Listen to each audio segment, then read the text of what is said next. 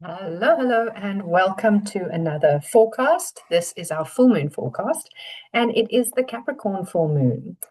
I think it was last year we actually had two Capricorn full moons that year, which is not the most common situation. And this year, it's just one, it's just one Capricorn full moon. So normally, what would happen would be that every time it is your big lunation of the year, meaning, for example, I have an Aries moon, so I will have one new moon in Aries every year and one full moon in Aries every year. And this is almost always the case, but every now and again there will be an extra Aries lunation. And then, in fact, I think, was it last year or the year before, there were two Aries new moons. I think it might have been the year before last, there were two Aries new moons. And so that year I did have a double whammy in my moon sign. And for those Capricorns or strong people with strong Capricorn, whether you're a Capricorn moon, Capricorn sun, whatever you have there, or you're a very Saturnian person, last year you would have had two Capricorn full moons. That would have been quite impactful. But this year we're looking at just the one. So, and actually not a bad one at that.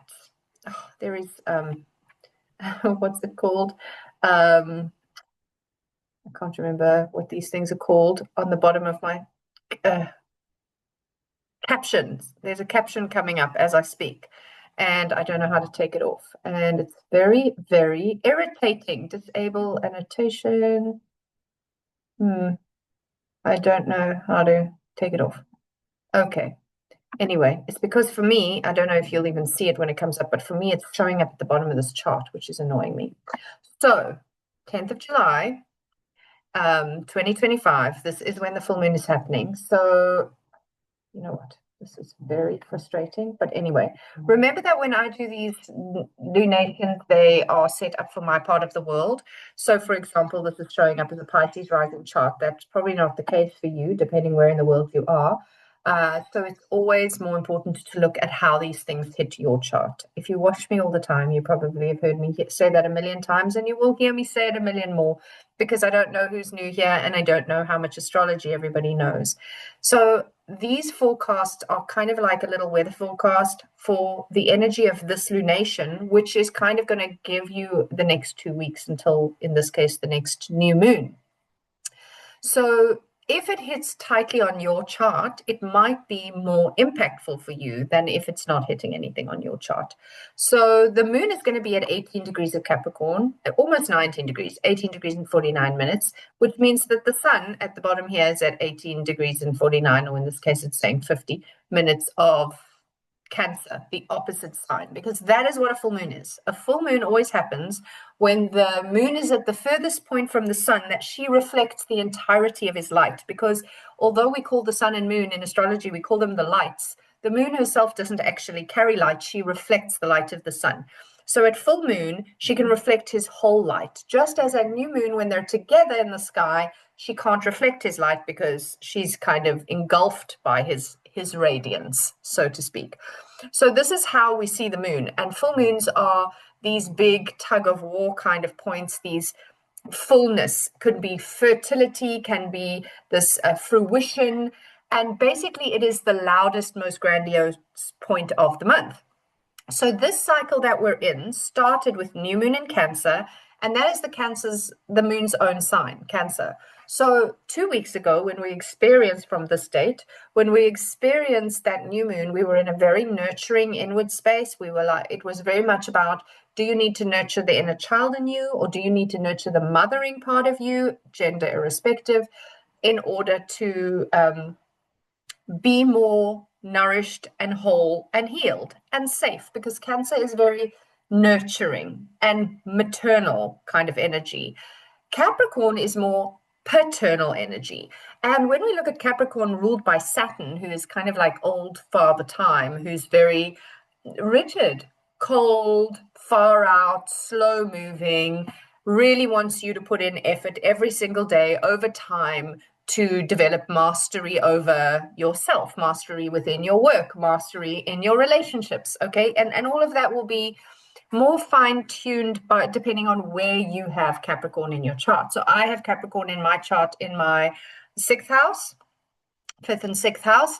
So I am wired to be of service, you might say. In some ways, with Capricorn ruling my sixth house, we're going to say, well, I have got to put in effort in being of service to other people, and I need to have routines and structures in place for that to work. And that kind of works for me. So you can develop storylines around the astrology. That works for me because I am somebody who, even right now, doing this forecast, which doesn't earn me any income, and yet I do it consistently and reliably every 2 weeks to be of service to people who would like somebody that can give them a little bit of a weather forecast, an astrology weather forecast. So that what I just explained is actually exactly what I'm doing right now, exactly what is indicated in my chart. So Saturn is this time and energy or effort over time. And Saturn is the ruler of the sign of Capricorn. So when the moon is in Capricorn, full at this point in Capricorn, she's kind of the furthest point from home because the opposite sign is her sign, the sign of Cancer, that changes with the tides, that goes with the flow, that likes to feed the feelings, that's very reflective, emotional, tidal, cyclical, changeable, moody. All of these things are Cancer and moon. Now the moon is at the furthest point from her comfort zone. So if you have, as my one son does, Capricorn moon, it's quite because the moon, whatever your moon sign is, and I have some courses on Udemy about this. There's even a free course saying what's your moon sign, and then I have moon phases made simple. But whatever your moon sign is, it's kind of like your emotional intelligence, and it's also like, what do I need to feel safe? Because it's that emotional planet. I know she's not really a planet, but we call her one in astrology. So she's the emotional planet. So she says, what do I need to feel safe? So if she's in her own sign of Cancer, what she needs to feel safe is nourishing food, cuddly blankies, somebody to wrap their arms around her, all these things that make you feel loved. When she's at the furthest point from her comfort zone, which is Capricorn, this is a very, very different thing. So this is a place where perhaps to feel safe, you would really need to get super organized, and you need to build something. You need to strategize. You need to organize. You need to put in the work. It's kind of a bit of a driving force. So push through the feelings, ignore the pain, can be a little bit Capricornic. Okay. So this is because this is always an awkward place for the moon. There is always going to be a little bit of what shows up in exactly the opposite of what we were working on last time. So last time we were looking at how can I make myself feel safe, and how can I nurture myself and care for myself, self-care, self-love, feeding into what I need to feel safe and held and seen and all of those things. Now we may start to look at, and where is it that I do the opposite? Where is it that I drive myself beyond my comfort zone? Where is it that I push myself too far beyond my edge? Where is it that I pull a muscle because I didn't listen to my body, or whatever the case may be? Because Capricorn is so like push, push, drive, drive, climb, climb, go, go. It doesn't know how to stop. So if you're someone with strong Capricorn, you probably just default to that. And maybe you find it very, very difficult to listen to your body, but that is what I would recommend. So you can see from the chart that the only strong red lines, which are usually the more challenging aspect, the thicker the line, the more tight the orb of influence is. So this is obviously quite a thick line because they are exactly by degree opposite each other, because that's what a full moon is. Then we have one more red line here that's not as thick, and this is because Jupiter is at 7 degrees, whereas Saturn's at nearly 2 and Neptune is at 2. Neptune's already stationed retrograde. This is an interesting dynamic that I do want to touch on. But just to say, Jupiter takes a year in a sign, and Jupiter is very generous and benevolent and gregarious and usually brings luck. So when Jupiter comes to your sign, so he's come to the sign of Cancer, if you are a Cancer, Cancer moon, Cancer rising, strong Cancer in your chart, this is going to be theoretically quite a lucky year for you. But Jupiter had a bit of a rocky start to his tenure in Cancer, because as soon as he entered Cancer, he came into a square with Saturn and Neptune. So that would have held him back on being his usual, like, Labrador puppy self, bounding into a room, tail wagging, tongue lolling, ball ready to be thrown, like, kind of energy. He would have had a lead on and maybe couldn't find a ball and just was feeling a little off color. So it was a little harder for him to get started. But by this point, this is a weakening square, and that's why you can see the line is thinner, because Jupiter's already moved 7 degrees. Neptune is retrograde, so he's moving in the opposite direction, moving away from that degree point, and Saturn is about to turn retrograde. So Saturn will retrograde a few days after this lunation. So they are not going to get closer again, and that means that this is a little bit of a waning energy. Whatever you're feeling at this lunation probably was worse last week, kind of thing. Okay, so I wouldn't worry too much about that square, but you've probably already kind of been experiencing that square, and that might have looked like, I want to nurture myself, Cancer, and look after myself and do self-care, but there's so much to do. I must move forward. I must charge ahead, kind of Saturn and Neptune in Aries energy. I also want to point out that these two, Saturn and Neptune, are getting closer together now. They're almost conjunct. And that's about as close as they're going to get, because Saturn's going to start going backwards and he moves a little bit faster. So they're going to head back into Pisces. We've talked about this a lot. And they've come into Aries. That was a very big deal. We've talked about that a lot too. But now they're going to begin their move backwards into Pisces. And then next year, I think it's February, they step into Aries together. 0 degrees Aries. That's a world point. It is the very first degree of the entire zodiac. Anything hitting 0 Aries is like reboot. So this is huge, because Neptune is the unboundaried, idealistic, imaginal, what are we going to create in this new earth kind of energy. And Saturn's all about boundaries. So these two together, they've been dancing this dance for a while. First, they danced it in Pisces, where I would say Neptune was definitely the stronger energy then, that he loves. That's his sign. So he loves that sign.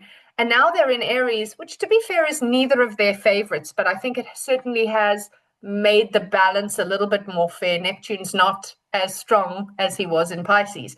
So there's this dynamic between the two of them of how to go into this crazy imaginal, build something that nobody can even imagine just yet. We have to like completely start something totally outside of the box, without boundaries of what we've known and the laws of gravity and the laws of matter and all of that.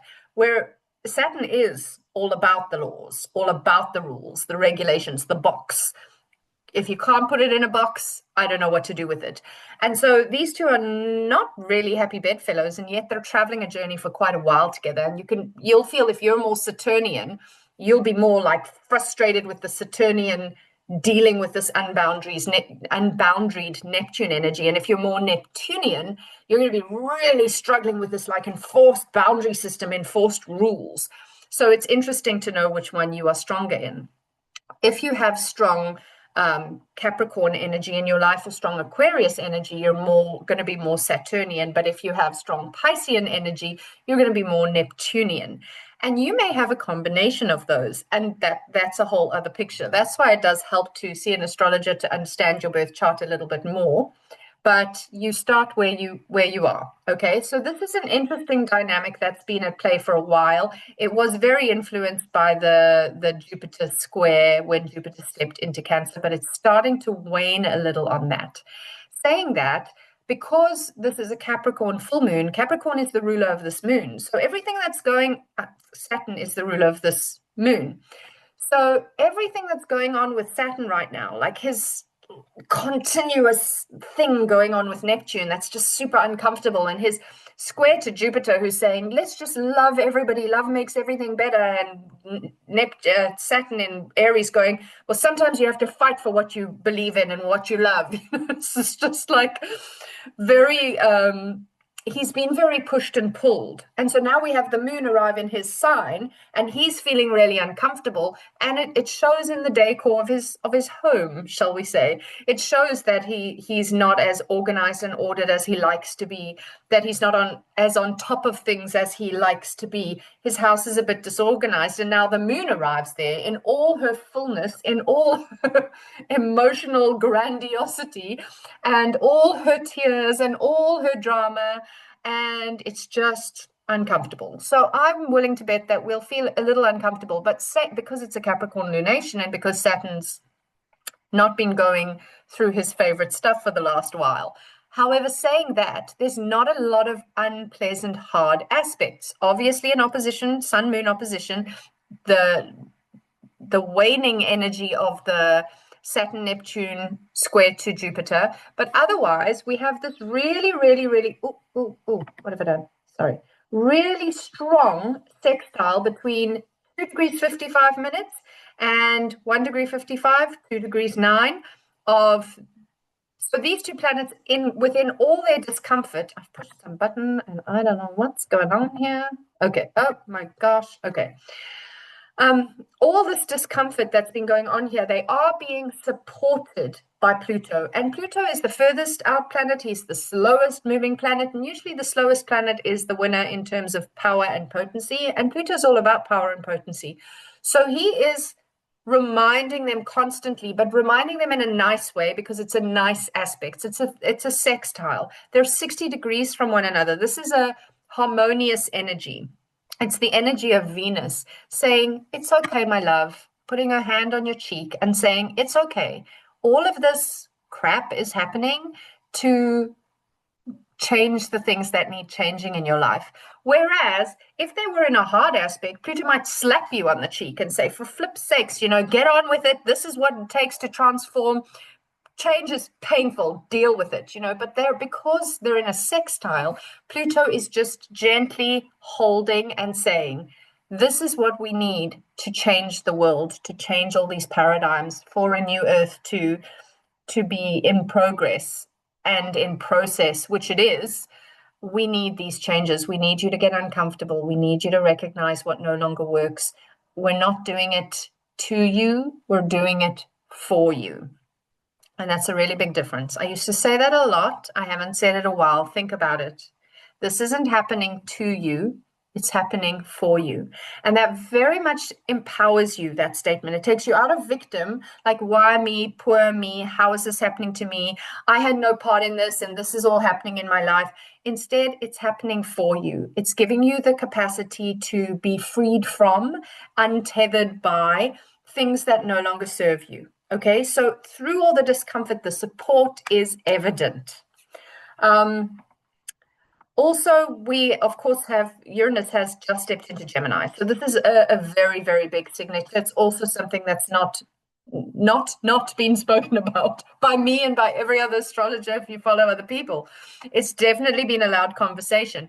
So earlier this year, the other outer planet, already the last few years, we had Pluto moving back and forth across Capricorn, Aquarius. He's now fully ensconced in Aquarius. That was a few years of progress and process for us to get to that point. It's been uncomfortable. We're probably still going to feel a bit uncomfortable. But it's very unusual that the three outer planets change sign within the same few years. This is not a common thing to happen. But what they're also doing is they're not only changing signs, they're all changing from feminine elements of earth and water into masculine elements of fire and air. So the energy of these outer planets, which are almost like, for me, like a cradle, like a holding pattern that has been really activating the rise of the feminine. This is not about gender, activating that rise of the feminine so deeply for Uranus takes 7 years, okay? And I'm sure I just spoke about this in my last forecast. So 7 years is the shortest of those time frame planets. He spent 7 years in Taurus. We've had Neptune for, like, I don't even know. Neptune was in Pisces for, I want to say 14 years. And I think that Pluto was in Capricorn for like 16 years. So they have been in this feminine, and you can see the shift in what nurturing means, what self-care means, what the feminine means, like seeing the empowered feminine, not needing to be more like a man to get shit done, but actually to do it like a woman. All of this is a narrative that has become sort of normal at this point. But now all of these outer planets shift into masculine signs. And this is where we go, okay, now the masculine needs to change as well. They need to reboot. And again, not about gender, but definitely men will feel this on a different level to women will feel this in many respects. But it's time for the rise of the masculine so that we can become more equal in this upgrading. It's basically like systems upgrades. And the feminine archetype, which means, yes, also woman, but also the feminine aspect of men, has been upgrading now, upgrading. And the masculine was just in a holding pattern. And now, whoosh, let's go. What this also means, just for all of us collectively, is we've gone from a space that has been more holding, nurturing, slow and steady, which is the feminine, also chaotic, creative, blah, blah, blah. But the masculine is fast. It is the arrow. It is the spear. It is forward momentum, thrust, drive.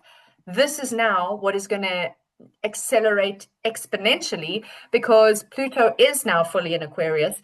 Neptune has moved into fire, even though he'll dip his toe back into water. He's pretty much going to be in fire. And Uranus has now moved into air. Again, will dip his toe back into Taurus, but pretty much back in air for the next 7 years in Gemini.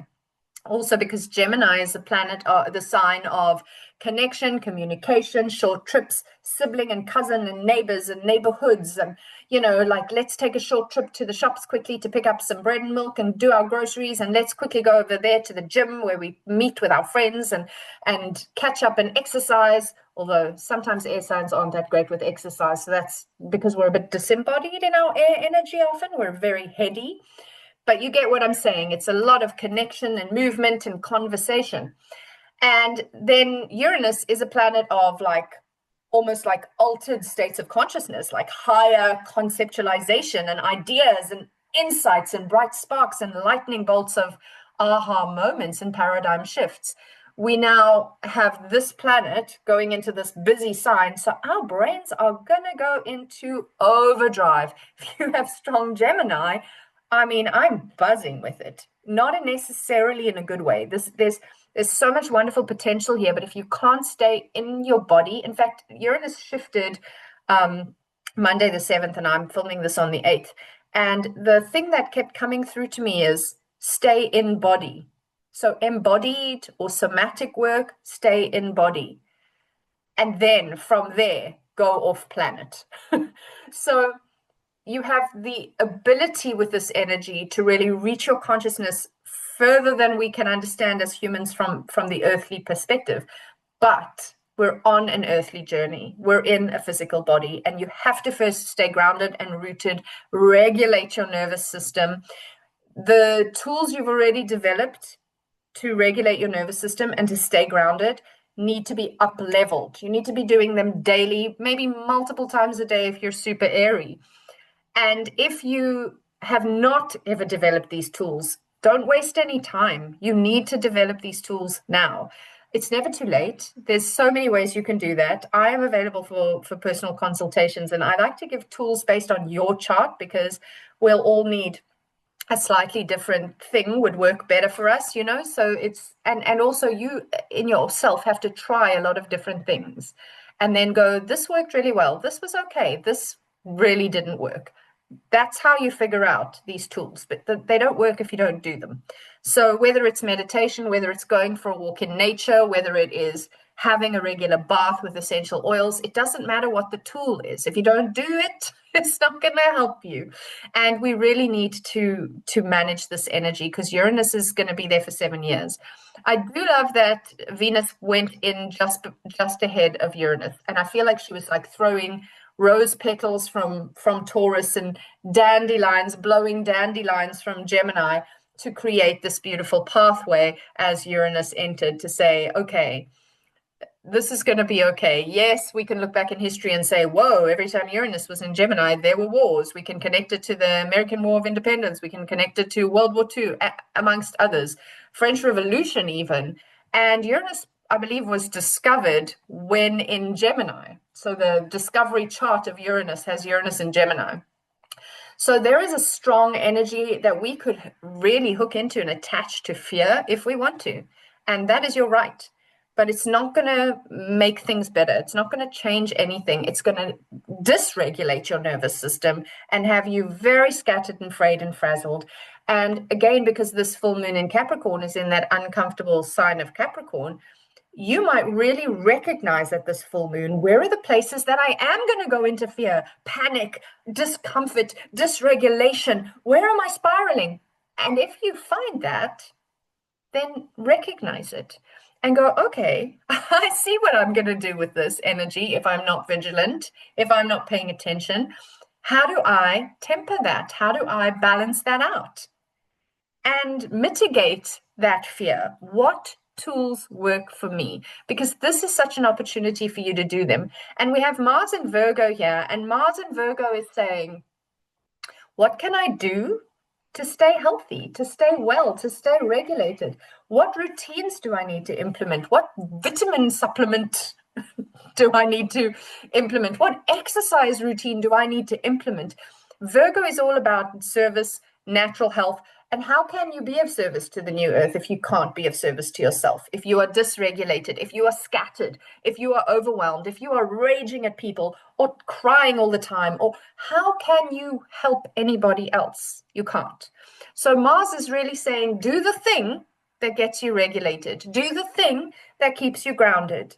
And that's what it takes. And it's also a very routine sign. And so that'll also tie into Capricorn. Earth signs like things to be done systematically. Slow, steady, organized. Let me see something concrete. Let me have a structure, framework, which Saturn loves, in order to build from. Give me the scaffold and I will move forward. So there is some beautiful earth energy in this lunation, in that it is an earth moon, in that Mars is in an earth sign. And because the South Node is also in Virgo at the moment, it's also sort of saying, like, draw from past knowledge, whether that is past knowledge of the culture from which you come, where they were much more earth-based, whether that is just a deep inner knowing. What is it that I already know and I'm not doing? Do I need to just get out into my garden more? Do I need to start growing herbs in pots on my kitchen window? Like, what is it that I need? Do I need certain minerals and various tissue salts or essential oils to find a better balance in myself? This is really important. And then is there anything else I wanted to tell you? Oh, crumbs. I just keep touching something and it makes all these charts blow up. I don't know what's going on here. I think that was all the major stuff I wanted to mention. North Node is still in Pisces, but that's fine. We know about that. And it's not that relevant. Oh, Mercury. Okay, sorry. Goodness. Mercury, I apologize. Mercury is my own ruling planet, and I nearly forgot him. Okay. Mercury is in Leo, and he is 2 degrees off, or less than 2 degrees off, stationing retrograde. So at the time of this lunation, he's in his shadow, his pre-shade, and he's about to have a retrograde. And I really feel like this Mercury retrograde is going to reactivate some of the Mars retrograde stuff that we experienced, as well as some of Mercury's last retrograde and Venus's retrograde. I don't want to go into too much detail of why I think that, because I don't feel like my audience is going to catch all of that. If anybody's interested, drop a comment and I'm very happy to explain why I feel like these are going to really activate these past retrogrades. So I want you to look from almost from like November last year to late May, at least, maybe even June, and just see if themes start reoccurring. You're probably going to find it's to do with this Mercury retrograde. And again, Mercury is our mind. So when Mercury retrogrades, it's a process of re-evaluation, rethinking. The re-words come up with all retrogrades, but Mercury is about our mind and how we think about things and what we feel is important mentally, and what goes round and round and round and round and round and round our heads like a merry-go-round and never getting off, and how much time and energy is spent on the things we think about. And because it's retrograding in the sign of Leo, which in some situations we could look at as the good father, and Capricorn, where the moon is, could be looked at as the dark father. So Capricorn's a bit more punitive and strict. It's a really strict parent, whereas the Leo as a father would be much more fun and playful and cuddly and gregarious, ruled by the sun. So with Mercury retrograding in in the one fathering archetype and the full moon happening in the other fathering archetype, you might also find that you're starting to think about, what do I do for fun? What do I do for pleasure? Where am I generous and kind with myself? And where am I super punitive? And where is my inner narrative critical and harsh and just not nice? So I think that's going to be an important piece of this full moon as well. It feels like there'll be a lot of opportunity to see where things don't work, where things dysregulate us, and where we are feeling a victim. And also a really good opportunity to go, what does work? How can I do it better? How can I be more nurturing? And it does feel like I'm still feeling a lot of that Cancerian new moon energy, especially because Jupiter is there, Sun is still there, as we move forward. So it's really up to each of us in our own lives to say, okay, this is what works for me, this is what doesn't, this is what needs to be changed, this is where I have to cut certain things or people or foods or jobs or whatever out of my life, even if that wouldn't have been my first choice. That's what I have to do for me to be healthy and well, so that I can be the best version of me in this world. Okay, I'm going to stop this video before it gets way too long. Thank you for all your likes, shares, comments, and subscribes. Look at my info in the caption so that if you would like to get in touch with me for private reading, you can. And thank you for spending some time with me. I know your time is precious and I appreciate you being here. Thanks again.